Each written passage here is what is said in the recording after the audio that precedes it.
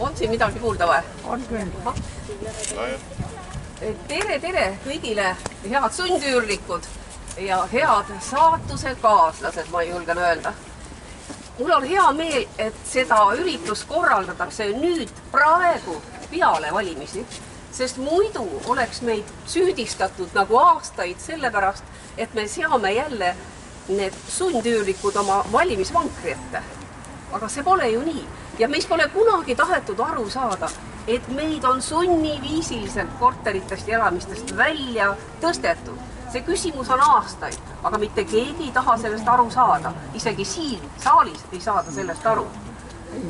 Ja teine küsimus. Alati küsitakse, et miks sundüürnik, et miks mitte üürnik või isegi et eelisüürnik. Aga sellepärast, et me ei ole mitte keegi ju ise oma saatust valinud. Meid on sunniviisiliselt riigi, oma riigi poliitilise otsusega, mitte võõrriigi, vaid Eesti riigi, vaba Eesti riigi küsimus on see olnud ja neid on välja tõstetud majadest riigi poliitilise otsusega. Ja mitte kuskilt me pole aastakümneid absoluutselt abi saanud. Kahjuks on see niimoodi. Ma võin teile öelda, et me kõik, eks ole, kes me siin peaaegu oleme ja kelle vanus lubab, oleme küll kaitsnud seda maja, oleme Balti ketis seisnud, oleme nii-öelda kõik teinud, telemaja kaitsnud, me oleme kõik teinud endast olenema, ootasime riiki, ootasime oma riiki. Aga mis on juhtunud? Meie Eesti põliseestlased ei ole saanud oma korterit erastada, EVP-de eest oma elamist erastada. Ja meilt on ju see oma kodu võetud nii-öelda ära. Meil öeldi Liia Hänni poolt, reformiminister tollane, kes seda reformi läbi viis, et minge üüriturule. Kus on see üüriturg sundüürniku jaoks? Kes olid üüriturul? Igasugused maherdajad, kõik mis võimaldas ja mis seal tehti. Te teate ju väga neid kinnisvaratehinguid ja mis seal tehti. Meil ei olnud ju üüriturul mingit raha. Meile öeldi, et võtke laenu. No mis meil oli laenu pandiks anda? Elamistki ei olnud. Meil ei olnudki muud, kui me lihtsalt meid tõsteti sõna otseses mõttes uuse alla. See väljend on pärit kunagisest Klokka saatest. Aga kui meid ei oleks olnud, ei oleks ka neid elamisi enam olnud. Neid elamisi, kus me elasime, neid enam alles ei oleks. Need oleks nullväärtusega täna. Sellepärast, et ma toon teile näite. Kus me ise elasime Nõmmel Heimariga. Meil oli niisugune puumaja, 3 perekonda oli seal. Kõik sai ju ise tehtud. Elekter sisse toodud, kaevatud kraavid, vesi, veevärk, kõik ehitatud kõrvalhooned, pesuköök nagu tol ajal oli.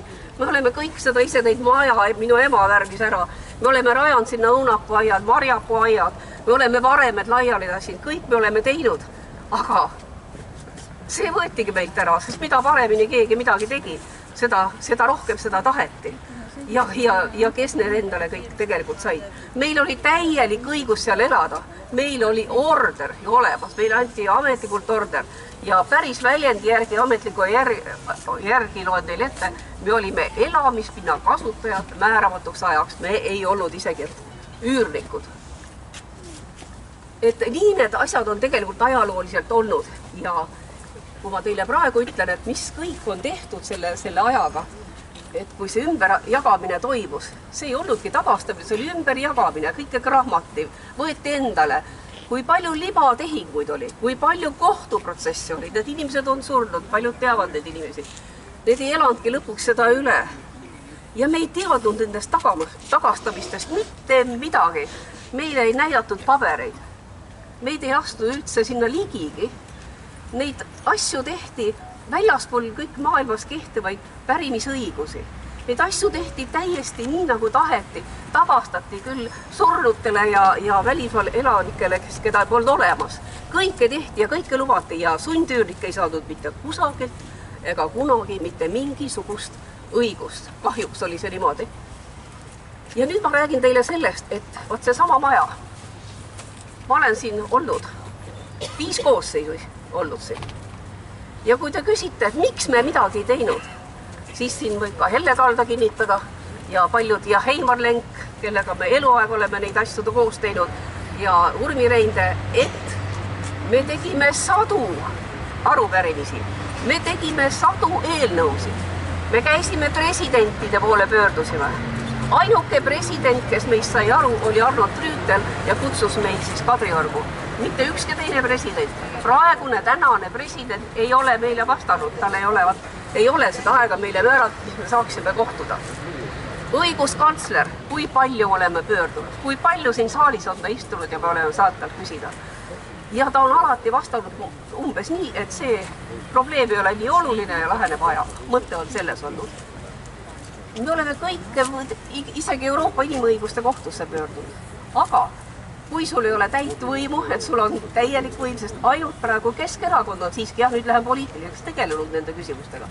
Kui sul ei ole nii palju hääli, et midagi vastu võtta, siis sa ei saa seda kunagi tehtud, mitte kunagi. Ja Mart Laari plakat on siin, Mart Laar oli selle kõige algataja. Kõik see ideed tulid ju sealt tegelikult. Nii et need asjad on olnud palju hullemad, kui me ette kujutame ja te küsite täna, et mis meist saab ja kuidas saab. Ma ütlen, et see küsimus on nüüd midagi sellist, et tulevased põlvkonnad ehk kuidagi moodi oskavad sellele oma hinnangu anda, sellele kohutavale ajajärgule, mis on meis olnud, me kanname seda musta perioodi kaasas, me isegi ei taha sellest rääkida, sest see on niivõrd valus. See on niivõrd valus, meie inimesed on surnud nendest koormatest. Ja kui veel rääkida, kes on tegelenud, jah, 5000 korterit Edgar Savisaar, munitsipaalkorterit Tallinnas ehitas. Selleks, et Tallinna inimesi aidata. Selleks. Aga see on kõik riigi küsimus, see ei ole Tallinna linna küsimus. Üle-eestiline küsimus, sundüürnikke on Tartus, Põltsamaal, igal pool tegelikult. Nii et, ja Jüri Ratase aeg tehti ka riiklik komisjon omandireformi lahendamiseks. 2 aastat, teate küll, mismoodi komisjonid töötavad, 2 aastat kirjutati üks raamat, lõpuks isegi öeldi kuskil niimoodi ääriveeri, et see on ülekohus olnud, aga sinna see asi lõppes.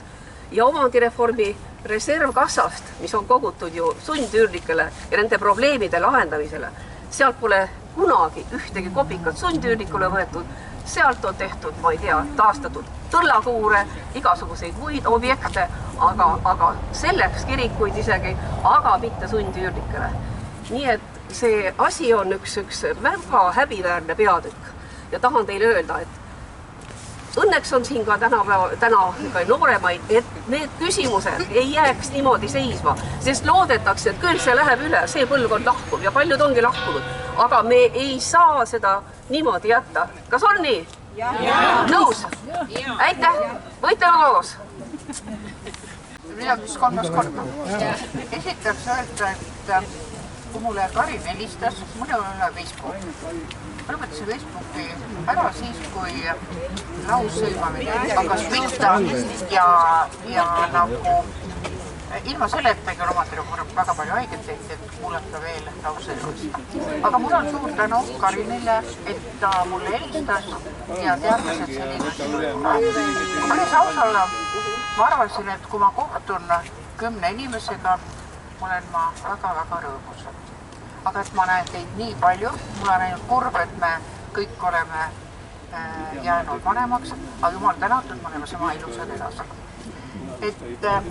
Et ma täna näen nii palju inimesi.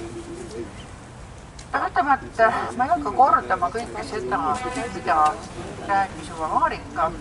Ma arvan, et igal ühel oma saatus olnud, igal ühel oma mäletused ja igal paljud on juba kalm, kuhu kohta ta läheb, viib külla, kes on meie hulgast lahkunud.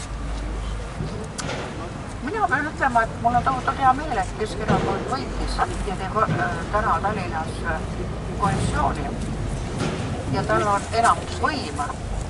Et tegelikult kohalikul omavalitsusel on väga suur õigus ja kohustus lahendada ja tegeleda küsimusega, nagu on tagastatud majas elavate üürniku küsimused. Et täna on võimalik muuta, esiteks alustame võtta kõik need samad munitsipaalmajad. See on Tallinna linna pool 5000 korteriga programmis, eluase, ja need küsimused on Tallinn teinud, tema ehitas need majad ja temal on õigus ka nende küsimusega lahendada. Kõik need üürilepingud, mis on tegelikult, kuidas ma ütlen, et laus mõnitab, et see on umbes samamoodi, et sotsiaaltoetus peab minema inimene, kellel on juba jalg 5 aastat tagasi kadunud, teda peab ikka 3 aasta tagasi minema ja näitama, kas tal on jalg kasvanud. Läbipealt on samamoodi need küsimused, et need lepingud, see on otseselt Tallinna küsimus. See on kohaliku omavalitsuse küsimus ja ma arvan, et Marika on ääretult tubli, ta oli Toompeal väga tubli, ta on kogu aeg olnud selles, et ta võtab selle küsimuse, ta on volikogu liige ja selle küsimus, tal ei ole see kerge. Ma ei ütle absoluutselt, et see oleks kõik kerge. Arvad, et kõik ka Keskerakond on selle küsimusega, nad seda pole kursis ja leiavad, et midagi muud on ja see on ka mõistetav, aga seda küsimus saab tegelikult volikogu tasandil lahendada. 5 aastat on ühtepidi lühikavad, aga teistpidi on ta paras aeg ja see küsimus lõpetult lahendada. Ja on võimalik, et need, siin ei ole isegi ju absoluutselt Tallinn ei pea kulutama raha, vaid need samad inimesed maksavad üüri, aga kui nad saavad erastada selle korteri või ostuõigusega osta, siis saab Tallinna ju vastupidi natukene omale, sest ka Tallinnal on tegelikult eluasemefondi, mitte ainult riigi. Ka Tallinnal eluasemefondi raha saab ju taotleda välja, sest oli eluaseme fondi raha, mis ka mujale ja seda saab ju tegelikult taastada. Ja see raha, mis tuli nagu asustamisõigusega müüki, mis oleks pidanud korterid meile minema üle 3000, tegi Tallinn. Ja see raha, mis koondus, on ju otseselt küsimus, mida lahendab needsamad munitsipaalmajadesse. Ja needsamad inimesed saaksid ju eesõigusega osta need korterid ära. Nii on neid ju Tallinnas päris palju ja nagu ma täna siin ka nägin ja kuulsin, kahjuks peab ütlema, et tõesti ei tunne enam ära inimesi, et need ju saaksid koonduda, teha oma ettepanekud. Te peaksite minu arust tulema kokku rahulikult ja panema paberi peale täpsemalt punktid, mida ja kuidas moodi jõudma omavahel kompromissida, kuidas moodi minna ja siis kohdada kindlasti. Olen ka nõus alati tulema appi, kui on vaja. Karina number olemas, kutsuda Marika, Tallinna volikogus kutsuda keskfraktsiooni inimesi, kes toetab ja selle teemaga alustada tegemist. See ei ole sugugi, mida nüüd ei ole võimalik. On ju võimalik, vähemalt proovima peaks. Jah, küsimus on loomulikult selles, et Tallinna linna kohustus ja ka see on riigi. Seesama, mis minu selja taga on, nende kohustus, et kõik sundüürnikud, kõik see ülekohus, mis on, et need inimesed, kes on pidanud laenud võtma, see ei ole Tallinna küsimus. See on tõesti riigi õigusaktid peab muutma ja seda küsimust lahendama. Aga praegu alustada kas või munitsipaalmajade inimeste küsimusega oleks minu arust õige aeg. Kui oleks tulnud, jah, ma olen nõus ka Marikaga, on valimisi, oleks öeldud, vot nüüd on valimis see kõik ja puha. Te olete teinud valimised mööda, te olete oma otsused teinud ja selle tulemusena saaks alustada seda küsimust lahendada. Aga selleks ma soovin teile kõigile jõudu. Veel kord sügav kummardus teie ees, et te tulite ikka kokku ja et te võitlete oma kodudest. Kõik ilusad teile. Olge hoitud. Tegija oleme ka, ma olen püüdnud enda poolt teha, mis ma olen saanud, et olen lõpmatuseni kirjutanud neid kirju, kui te olete ilmselt Facebookist lugenud, eks ole, et aga ei vasta mitte üks erakond, ei vasta mitte üks, ainult Keskerakond vasta. Jah, Marika oli ainult kes vastas, mitte keegi. Ei vasta, president ei vasta, õiguskantsler ei vasta mitte keegi, eks ole. Aga kui meil ikkagi seda raha nüüd enam vist ei ole, mis on meie fond, sinna tuleb juurde kogu aeg, aga nad ei kasuta. aga kas seda ei saaks siis meie huvides kuidagi ära kasutada? Ei saa, ei ole saanud. Siiamaani Riigikogus oleme olnud. Meil tuli suur pahandus, kui me tegime parandusettepaneku panna sundüürikele kasutada ja mitte panna sinna tõllakuuridele ja kõik. Sellest tuli suur skandaal, isegi Ratase selle poolt. Ja siis see seisab, eks ole? No see on, sellestki on aega möödas, jah. See raha ei seisa, seda kasutatakse kogu aeg, aga terve iseseisvumisaeg ei ole seda sundüürnikele kasutatud, vaid igale poole mujale topitud. Aga kas seda raha ei võiks maksta näiteks sellele ehitajale, kes need majad ehitab? Ei no mis ehitajale? See praegu ju maksab linn sellele ehitajale. No linn on üks, aga see on üle Eesti küsimus ja Riigikogu tegeleb nagu riigi tasandil seadustega, mitte Tallinna linna seadustega. Et seda raha tähendab meie, need, kes on valitsuses, kelle käes on peaministritool, nemad nende asjadega õiendavad ja koalitsioon, noh, saate aru. Aga alati on ju nii, et mitu parteid on koos. Ega meil ei ole olnud 60% Toompea häältest mitte kunagi, et me saame ise ka midagi ära teha. Ikka tuleb kokku leppida, aga muidugi ei ole sotsid selle poolt olnud, ei ole Isamaa selle poolt olnud, Reformierakond ammugi, kuigi kui see sundüürnike teema üldse tekkis, polnud veel Reformierakond.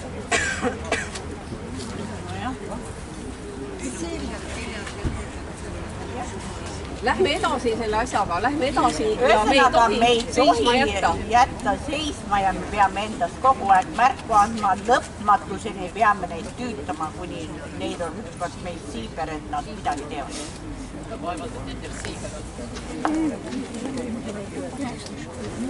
Kas veel tahab keegi rääkida?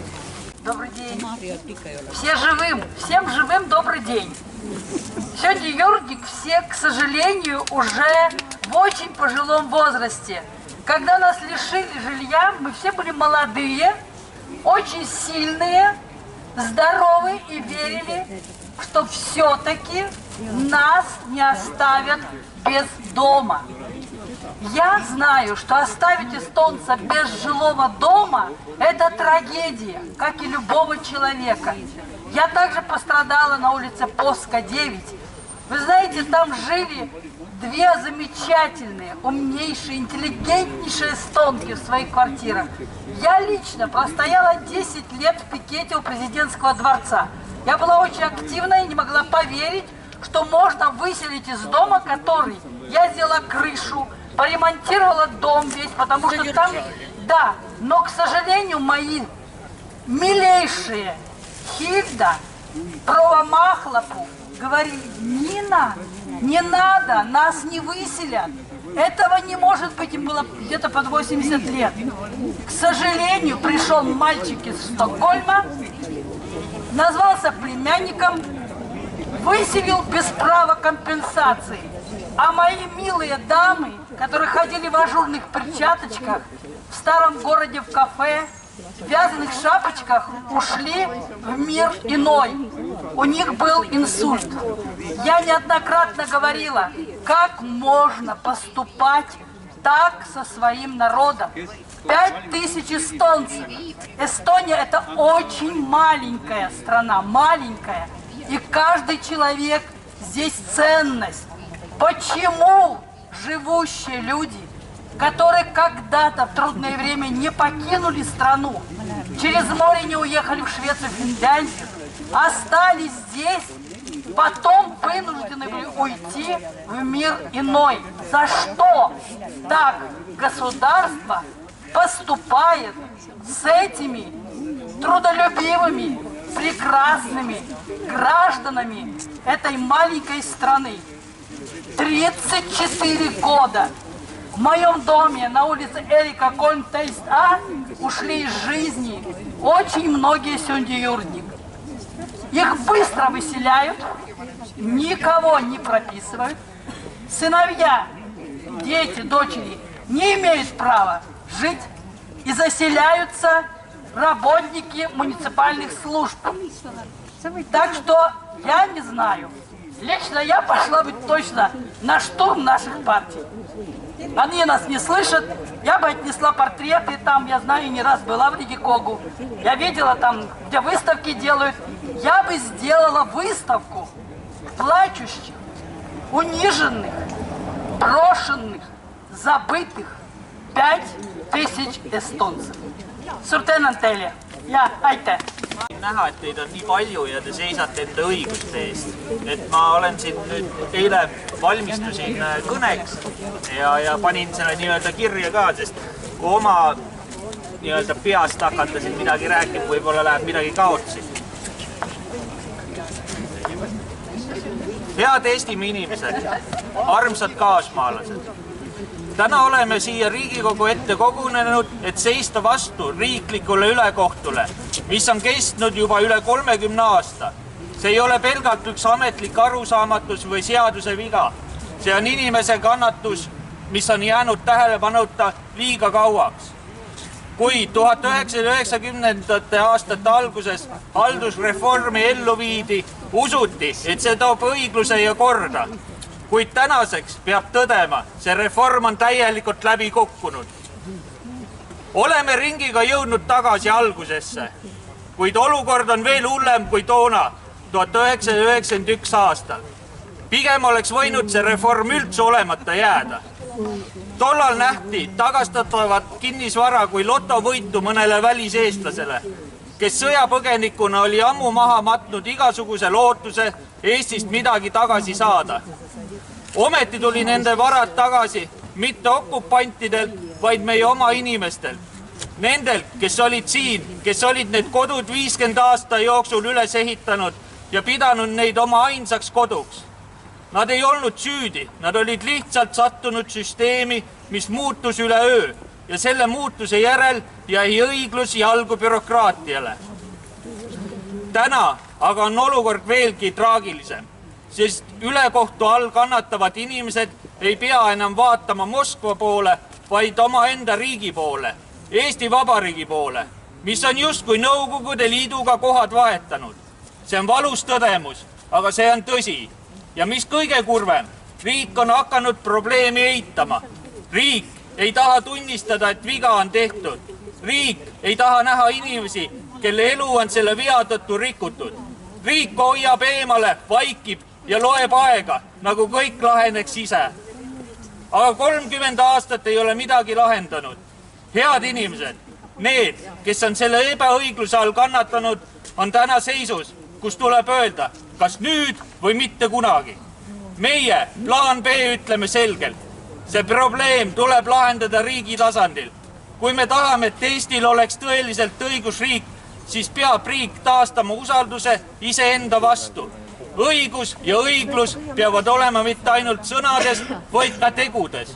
See tähendab, et Eesti Vabariik peab naasma esialgsete lubaduste juurde ja täitma need täies ulatuses. See tähendab, et inimestel tuleb anda vastus samaväärne elamine, mis neil kunagi võõrandati, või maksta õiglane hüvitis vastavalt tänasele turuväärtusele. Jah, hinnad ei ole enam need, mis 30 aastat tagasi, aga just see ongi riigile õppetund. Järgmine kord tuleb tegutseda kiiremini ja õiglasemalt.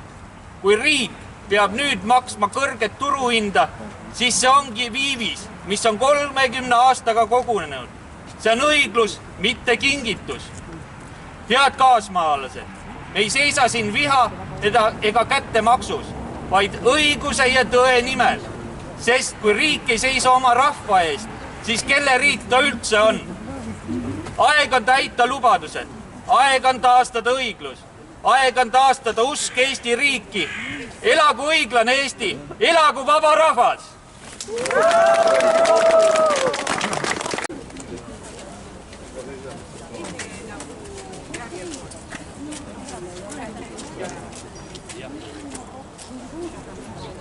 No edasi on oluline, et me oleme kogu aeg pildis, et laiali ei läheks.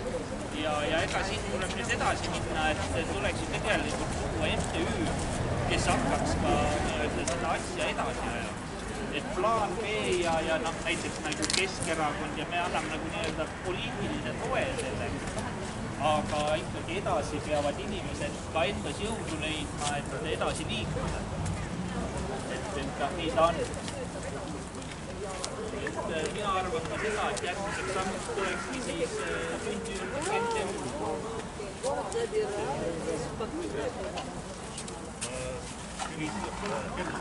Tagastati korteri inimestele, nendele järjetuletele, kes kunagi põgenesid kas Kanadasse või Rootsi ja mõned isegi neid korterid said laenuga. Nad võib-olla tegid ainult, nagu minu teada olevat, on Tallinnas Raua tänaval korterid, kus inimesed ainult tegid sissemaksu. Et nad ei olegi seda korterit täiesti välja ja inimesed tõsteti üles, inimesed kaotasid oma korterid. Mina arvan, et see oli vale otsus, halb otsus, nii et see, et me oleme täna siin, me oleme tõesti õige asja eest siin. Teine küsimus, kas plaan B jällegi kasutab seda kui siukest reklaami, nagu kunagi seda tegi Edgar Savisaar. Keskerakond tõstis seda teemat ja ka ei teinud mitte midagi. Võib-olla Edgar tõesti tahtis teha, aga ei leidnud teisi erakondi, ei leidnud teisi inimesed saada siin majas 51 häält sellele taga.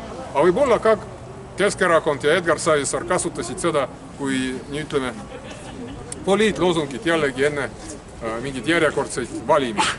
Ei tea, mina usun, et plaan B on inimeste eest, ma usun, et plaan B tõstis õige küsimuse ja muidugi selle küsimusega peab tegelema. Te näete praegu siin Riigikogu liikmed ei kuule mitte kedagi, nad ei sõltugi inimestest. Nende koht siin sõltub sellest, kuidas suhted nad ehitavad erakonna esimehega või erakonna juhatusega.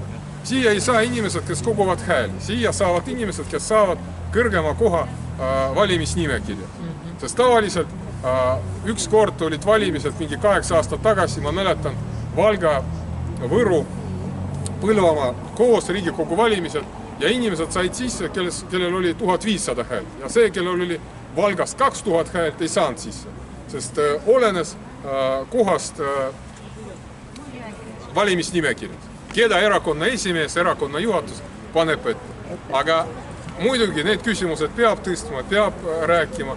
Muidugi siin on ka ausaid ja häid Riigikogu liikmeid. Lihtsalt üksi ei saa midagi teha, on vaja erakonna toetust, on vaja saada iga hea ja õige asja juurde ikka seda 51 häält. Te näete, mida praegu valitsus teeb. Minu arvates kõige hullem erakond on Reformierakond. Need on absoluutselt inimeste vastu. Varem ma mõtlesin, et nad on rikaste poolt, et see on rikaste erakond.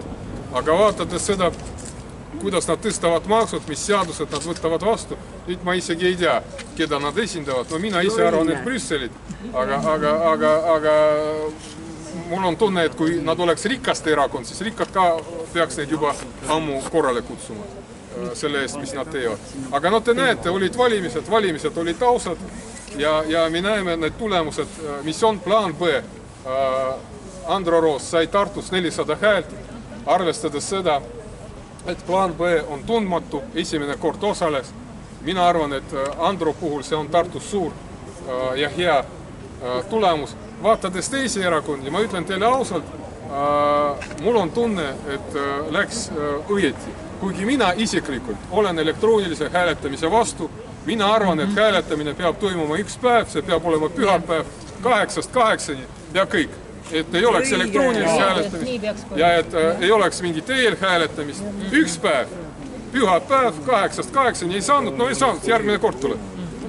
Aga mitte nii, nagu see praegu meil toimub. Aga see on minu isiklik arvamus. Ja mis puudutab meie tänast päeva, siis tõesti, aitäh teile, et tulite, see on õige asi. Mario tegi video pöördumise, kutsus siia inimesi, mina seda nägin 2 päeva tagasi. Inimesed jagasid Facebookis, ma nägin. Ja tõesti sellest peab rääkima, peab leidma teisi toetajaid. Mina kahjuks täna selles majas ei näe, kes võiks selle asja eest seista, sest mul on tunne, et Eesti erakonnad on muutunud tööbürooks, et inimene läheb erakonnast erakonda, lihtsalt otsitakse head töökohta, meie teiega ei tea, võib-olla inimene otse ei saa töökoht, võib-olla kuskile võetakse ta naine või ta poeg või see on niisuguse klassikaaslaste erakonnad. Kindlasti seal on ka ausaid ja häid inimesi, kas nad ei saa üles, et erakond neid ei lase, kardavad, et tuleb mingi teine arvamus või õige arvamus. Mingid teised, me siin võime sel teemal köökides vaielda, aga kindlasti peab enda eest seisma, peab need küsimused tõstma. Ma juba rääkisin, et Keskerakond ja Edgar seda tõstatas. Ma ei tea, kas praegune Keskerakond sellega tegeleb, aga mina arvan, et see Keskerakond, mis on praegu, on absoluutselt juba teistsugune sellest, mis oli, kui oli Savisaar. Nii et te olete siin ausad, te olete õige asja eest ja muidugi sellest peab rääkima, sellega peab tegema, sest see, mis tehti, et inimesed tõsteti välja, inimesed kaotasid korteri, et paljud nõukogude ajal vahetasid korteri, inimesel oli võimalus vahetada. Keegi andis oma korteri, andis veel raha juurde või auto ja sai see korter kuskil Raua tänaval või kuskil. Inimestel oli valik, ta võis saada korter ka uues majas ja siis ta ei oleks pärast kaotanud, teda ei oleks keegi välja viskanud.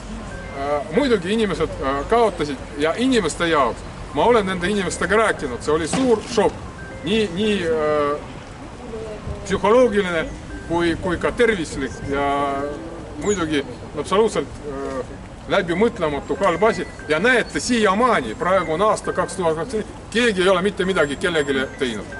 Keegi ei ole nendest rääkinud, nende õiguste eest seisnud, mitte midagi nendele. Aga võiksid ju ehitada uued majad, anda korterid, kas või väiksem, kas või kuskil äärelinnas, või anda raha, vaadata, palju inimesel oli perekond, palju tal oli ruut, ma ei tea, no kas või mingist asjast võtta kinni, kas või mingist asjast seda rakendust teha. Praegu on nii palju aastaid läinud ja ma ei teagi, kas on need nimekirjad, kes kaotavad, kas on need liidud või ühingud, kes nende eest seisavad. Sellega peab tegelema, Mario siin rääkis, et on vaja juristi ja muidugi siin on vaja palju mida tegema, aga enne on vaja ikka saada inimesi, kes on üldse huvitatud, kes tahavad sellest rääkida, kes tahavad sellega tegeleda. Ja loodame, et plaan B on aus ja tegus uus Eesti erakond ja tõesti nad ei kasuta seda kui uut reklaami enne järgmise Riigikogu valimisi, vaid tõesti hakkavad selle asjaga tegelema ja loodame, et leitakse veel tarku, ausaid ja häid inimesi, kes sellega tegeleb. Ma ütlen paar sõna vene keeles. Дорогие друзья, мы здесь сегодня действительно за честное, за справедливое дело. Действительно, людей в 90-х годах выкинули из их квартир, вернули эти квартиры людям, которые когда-то из Эстонии убежали в Швецию или в Канаду. И даже не этим людям вернули, а их родственникам, их наследникам. И я считаю, что это нечестно, несправедливо, что людей из их квартир выгнали. 35 лет никто ничего не делал, никто не занимался. Да, когда-то центристская партия при Эдгаре этот вопрос поднимала. Сложно сказать, использовал Эдгар Сависар это как пропаганду, как свою рекламу, или действительно хотел помочь людям. Эдгар мог помочь, Эдгар действительно мог этим заниматься, но тоже ничего не сделал. Та партия, которая сейчас центристская, я считаю, что это совсем другая партия. Это не та партия, которая была при Эдгаре Сависаре. Но я сейчас не слышу, чтобы какая-то партия вообще этот вопрос поднимала, и кто-то бы говорил про эту проблему. А проблема ужасная. Людей вынули, они потеряли жилье, стали бомжами. Конечно, это плохо, это ненормально, это дефективно. Надо было людям дать или какую-то компенсацию, чтобы они могли купить на вторичном рынке квартиру. Или надо было дать какие-то новые дома, может быть, на окраине, может быть, меньше. Ну, вот так кидать людей, бросать, делать людей бомжами было не. Я представляю для людей, я общался с этими людьми, какая для них была эта катастрофа. Люди потеряли психологическое здоровье, люди могли и так стать инвалидами. Потому что потерять жилье, да, это же, ну, это кошмар, это хуже ничего не придумаешь. В советское время люди, может быть, переезжали, сдавали свою прежнюю квартиру, отдавали еще машину или доплачивали деньгами. И вот так меняли, чтобы переехать или поближе к центру, или в большую квартиру. И потом вот так в одночасье из-за Мартовара, из-за партии ИСАМа все потеряли, когда это вернули наследникам кого-то, кто когда-то убежал в 40-е годы. И, может быть, даже не имел эту квартиру, может быть, купил ее в кредит и сделал за нее всего лишь первоначальный взнос. Поэтому этот вопрос надо поднимать. Жалко, что партии, которые находятся в парламенте, об этом не говорят.